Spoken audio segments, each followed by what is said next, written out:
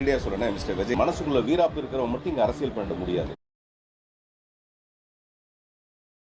CM sir, உங்களுக்கு ஏதாவது பழி வாங்கணும் அப்படின்ற எண்ணம் ஏதாவது இருந்துச்சுன்னா என்ன வேணாலும் பண்ணுங்க. அவங்க மேலே கை வைக்காது. போடும்போது கீழே கெட்ட வார்த்தைகளை அவங்க ரியாக்ட் பண்றாங்களா, அது பார்க்கும்போது நமக்கு கோவம் வருது. சட்டையை பிடிச்சிட யாரா நீ நாயை வெளில வடா, உனக்கு முகம்னு ஒன்று இருந்தால் வெளில வடா. 41 மரணங்கள் ஏற்படும் போது கூட நம்ம மௌனத்தை கடைப்பிடிக்கிற அளவுக்கு ஒரு மோசமான சூழல்ல தான் நம்ம வாழ்க்கை இருக்கு. அரசியல் போற போக்குல இங்க நிறைய வசதி தேவைப்படுது, நிறைய பணம் தேவைப்படுது. அது அரசியல்ங்கிறது வேற ஒரு பெரிய களம். அது இப்ப வந்து நடிகர்லாம் வந்து சப்போர்ட் பண்றது கிடையாது, நடிகர்களுக்குள்ள சப்போர்ட் பண்றது கிடையாதுன்னு ஒரு விஷயம் போயிட்டு இருக்கு.